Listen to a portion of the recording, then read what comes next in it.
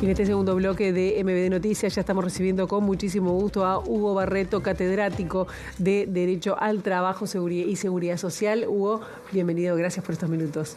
Muchas gracias a ustedes.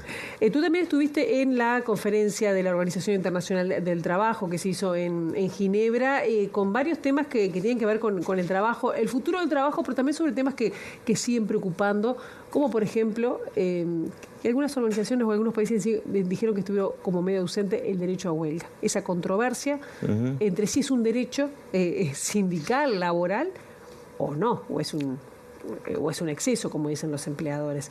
¿Cómo ves ese punto en particular, luego ya vuelto de Ginebra? Sí, esa es una controversia que lleva ya unos cuantos años. En particular, a partir del 2012 se desata fuertemente el debate en torno a una posición que aparece de los empleadores, del grupo de empleadores de la OIT, porque recordemos que la OIT es un organismo de Naciones Unidas, pero es tripartito en su composición, no es intergubernamental, o sea, no participan solamente los gobiernos, sino que la representación de los estados está a cargo, sí, de los gobiernos, pero también de las organizaciones de trabajadores y de empleadores más representativas.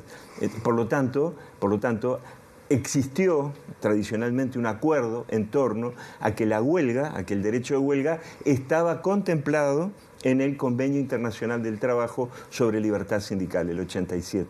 Pese a que el convenio no lo dice, pero que estaba como implícito. Pero a partir del año 2012, los empleadores plantean con mucha fuerza que el derecho de huelga no tenía una consagración explícita en las normas de la OIT y que por lo tanto la OIT ya había dejado de ser el ámbito donde pudiera discutirse acerca de incumplimientos de los estados respecto al reconocimiento del derecho de huelga. Esta controversia también está en Uruguay, que dicen, bueno, ¿cuál es el límite de las manifestaciones sindicales, ¿no? O de las medidas sindicales? Claro, de hecho, incluso en el Uruguay durante muchos años, una queja de los empleadores ante la propia OIT era en torno al alcance de la huelga acerca de si las ocupaciones de los lugares de trabajo eran parte o no del derecho, del fenómeno de la huelga. Pero volviendo... ¿Y en qué está ese tema ahora, o cómo inciden los vínculos o la posibilidad de manifestarse y de protesta de los trabajadores?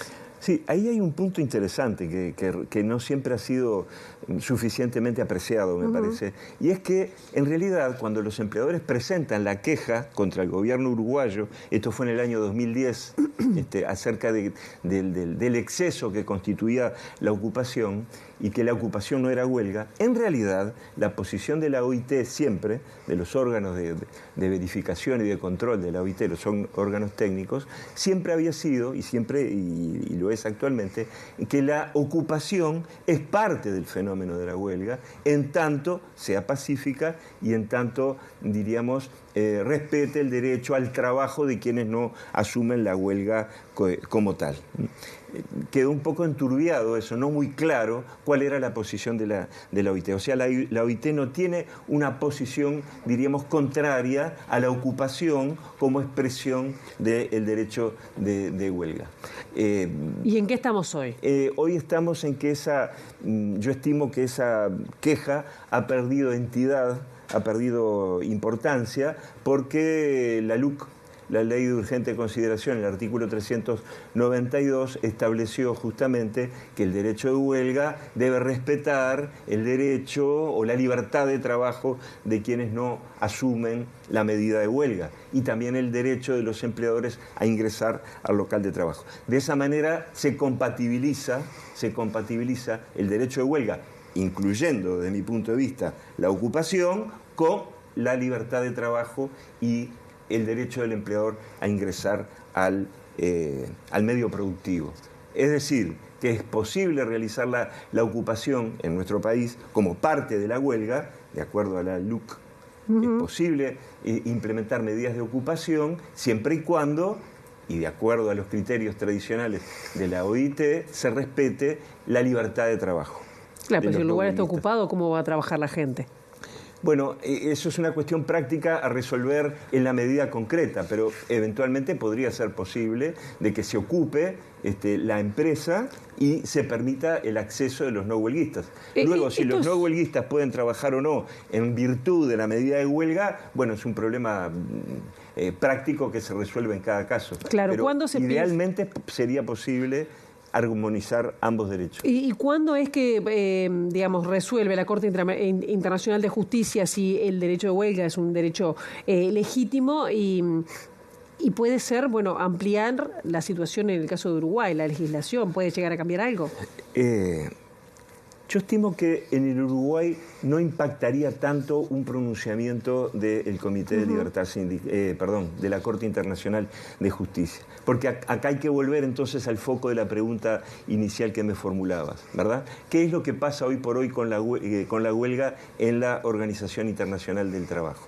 Todo ese modo de ver la huelga en la OIT entra en crisis, como les decía, en el 2012. En que los empresarios dicen, bueno, no, momentito, acá en realidad en el convenio 87 ni en ningún otro convenio de la OIT se reconoce a la huelga como derecho. Por lo tanto, nosotros no debemos discutir, no debemos tratar ya más la huelga en el ámbito de la OIT. Claro. Cambia radicalmente entonces la posición de los empleadores y se desata un debate, una controversia, una diferencia que no ha podido saldarse en más de 10 años.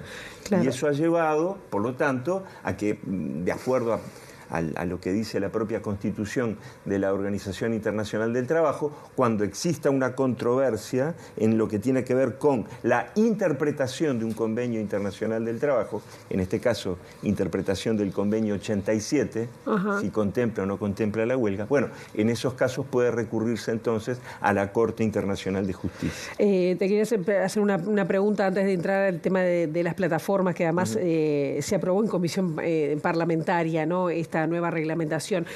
También en la OIT se habló, y que ha trascendido relativamente poco, de la economía del cuidado, ¿no?, de lograr un trabajo decente teniendo en cuenta ese cuidado y cómo los estados tienen que tratar de garantizar los cuidados para que las personas puedan trabajar, sobre todo además con un gran peso en las mujeres, el tema de los cuidados. ¿Qué resolución hubo ahí como para tomar en cuenta? ¿Y qué en falta estamos o no Uruguay con respecto a ese tema?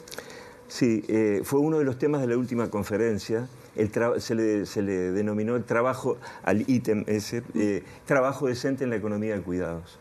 Desde el punto de vista de la OIT todavía no hay un proyecto en sí de convenio internacional de trabajo, que son los tratados que adopta la OIT en esta materia. Como sí lo hay, pero eso seguramente será motivo de otra charla, como sí lo hay, un proyecto en torno a los riesgos biológicos, que es un tema muy interesante que aparece con mucha fuerza ahora, estimo que como producto del COVID seguramente, que tiene que ver con la protección contra los riesgos biológicos no ocasionados directamente por el trabajo, sino por el entorno. Pero volviendo al cuidado. Sí, perdona. Porque además hay recomendaciones claras con que los estados tendrían que legislar con respecto al tema, más allá de que no haya un convenio. Exactamente, claro. Hay toda una normativa en general de salud y seguridad en el trabajo, pero ahora se enfoca en particular en los riesgos biológicos.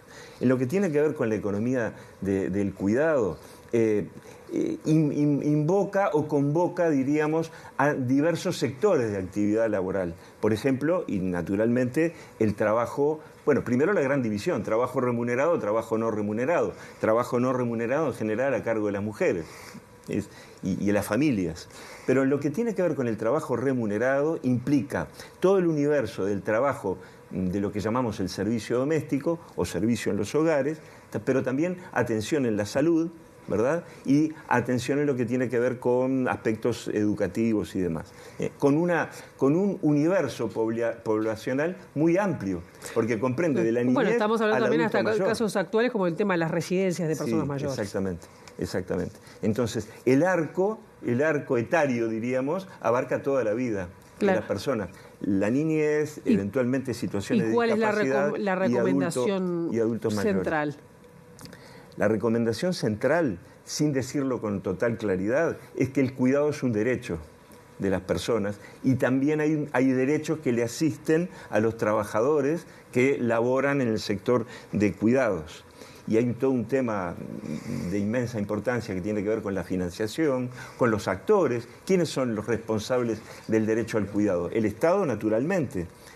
También las familias. También pueden ser eventualmente prestadores de cuidados, no solamente el Estado, sino también las entidades de lo que se llama la economía social y solidaria, las cooperativas, claro, por ejemplo. Nosotros tenemos que cerrar, se nos fue el tiempo, Hugo, pero Uruguay, ¿cómo está en eso?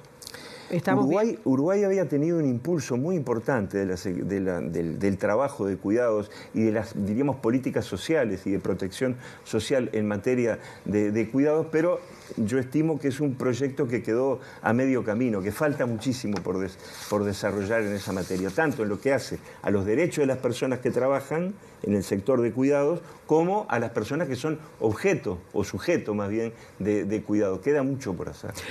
Hugo, se nos terminó el tiempo, pero bueno, el tema de las plataformas vamos a seguir abordándolo, que está ahí avanzando en Comisión de Diputados. Gracias por el momento. Gracias a ustedes. Nosotros ahora